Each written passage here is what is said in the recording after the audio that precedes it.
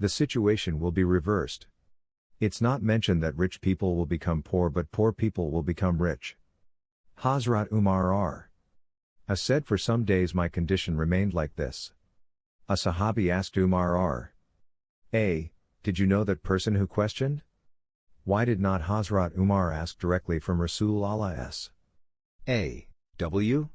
Sahaba usually used to feel fear to ask questions from Holy Prophet P. B. U. H. Because they were scared to ask unnecessary questions. Like, if there are etiquettes of asking questions, there are also etiquettes for answering. We normally ask selected questions from a person who is higher in rank. You will read in Hadith, it was a wish of Sahabas R. To have rural person in Rasul Allah's W's gathering, because rural people are unaware of discipline and manners in gathering.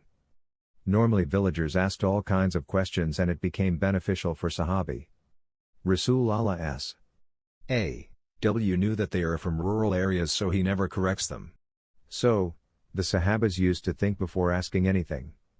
Nowadays, people ask whatever comes to their mind from ulama scholars. For example, my wife has left, how will she come back?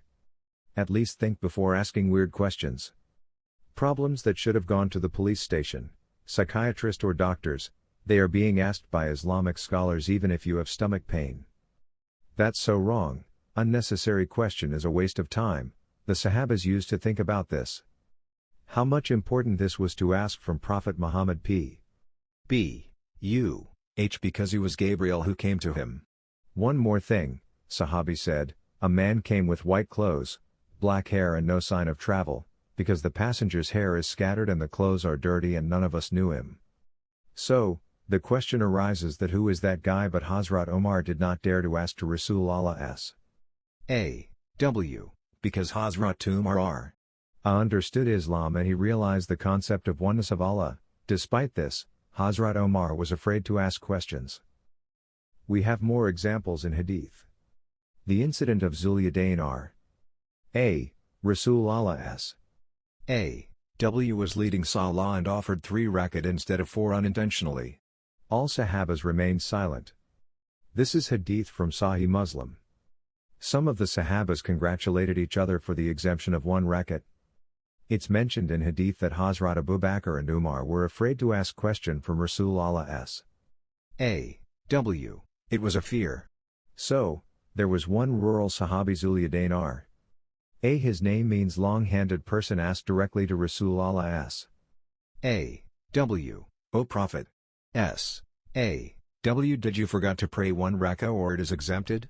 Rasul Allah's W. replied, nothing happened. I haven't forgotten nor exempted. Zulyadain R. said, something has happened. Look his confidence. Something has happened, you either forgot or it is exempted. Means asking second time is more difficult. Rasul Allah's W. can say why you are asking me again and again, as I said, nothing happened. Sahabi should be afraid. Hazrat Abu Bakr and Umar were closest Sahabis, but they remained silent, and this rural Sahabi confidentially said that one of the 2 things has happened. So, that was the morality of the Prophet Muhammad P. B. U. H. that he didn't become angry.